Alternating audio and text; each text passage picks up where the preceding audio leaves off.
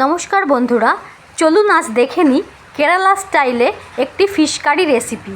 এটা হচ্ছে সার্ডিন জাতীয় একটা মাছ, এটার নাম হচ্ছে কিরিয়ান। তো আজকে আমার হাজব্যান্ড এই রেসিপিটা বানাচ্ছে। মাছ কারি বানানোর জন্য ও আদা রসুন পেঁয়াজ খুব সুন্দর করে ছাড়িয়ে নিচ্ছে। আমার বর কিন্তু রান্না করতে ভীষণই ভালোবাসে। যখনই ওর মুডটা ভালো থাকে তখনই বলে আজকে আমি এটা রান্না করব, আজকে আমি ওটা রান্না করব। তো আমি বলি ঠিক আছে করো। এবার ও বার করে দিচ্ছে কিছুটা কাঁচা লঙ্কা ফ্রিজ থেকে। তো সেইগুলোকে কাঁচা লঙ্কাগুলোকে মাছের কারিতে স্লিট করে করে দেবে। আমি কিন্তু মাছের কারিটা এখনও কেরালা স্টাইলে খুব একটা ভালো বানাতে পারি না, মানে অত টেস্টি হয় না ওদের মতন। মানে মাছের কারিটা কিভাবে বানাই বলুন তো, যেন টক ঝাল নুন সমান সমান হয়, আর আমি সেটা ঠিক মতন পারি না। আর এই মাছের কারিতে কিন্তু ও একটা টমেটোও দিয়েছিল। তো এই পেঁয়াজ আদা রসুন টমেটো সব একসাথেও ধুয়ে নিচ্ছে পেস্ট করার জন্য, ছোট ছোট করে কেটে মিক্সার গ্রাইন্ডারে ও পেস্ট করে নেবে।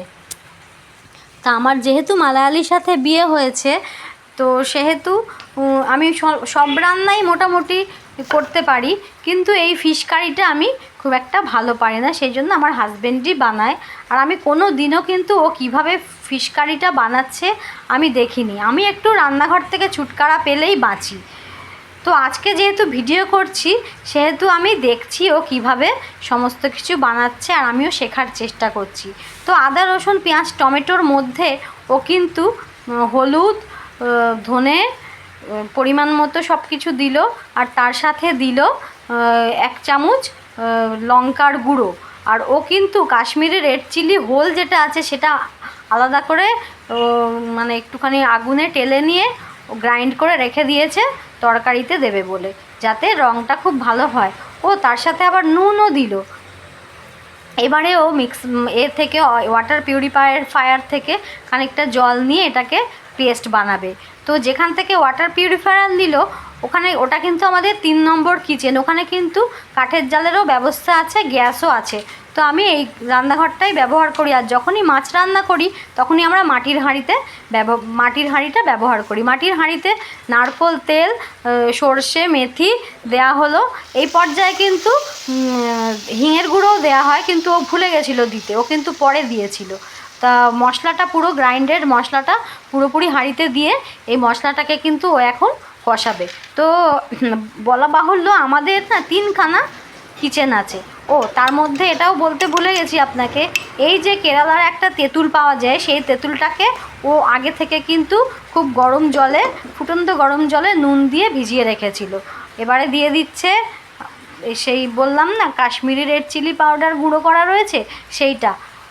খুব মশলাটাকে কষিয়ে কষিয়ে কষিয়ে কষিয়ে দেখুন রঙটা কীরকম সুন্দর হয়ে গেছে।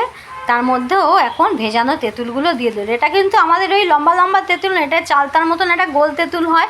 আমার ফেসবুকের ভিডিও আছে, ওখানে আমি ওই তেঁতুল গাছটার তেঁতুলের ছবিটা দিয়েছিলাম, তেঁতুলের ভিডিও একটা দিয়েছিলাম।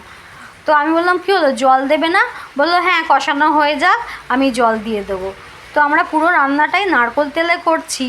আর যেহেতু সামুদ্রিক মাছ এখানে পাওয়া যায়, ওরা কিন্তু সামুদ্রিক মাছটাকে ভাজে না, ওরা কিন্তু ভাজার আগে যেহেতু এটা ডাইরেক্ট জলে যায় মানে ঝোলে যায়, সেহেতু ওরা খুব ভালো করে নুন দিয়ে ভিনিগার দিয়ে করে ধুয়ে রাখে।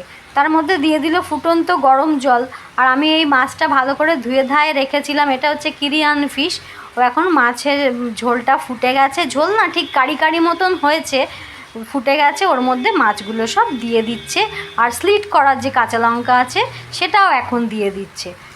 খুব ভালোভাবে ফোটালো মাছটা, একটু যখন ঘন হয়ে আসবে তখন তার মধ্যে একটা কারি পাতা দিয়ে দেবে। তো আপনারা রান্নাটা নিশ্চয়ই বুঝতে পারছেন, আপনাদের ওখানে যদি এই সমস্ত মাছ পাওয়া যায় তাহলে আপনারা কিন্তু এইভাবে বানাতে পারেন।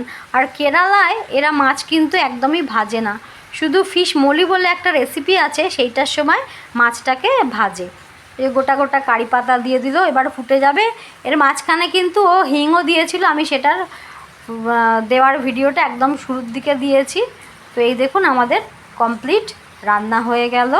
কেমন লাগলো ভিডিওটা আপনারা কিন্তু জানাবেন।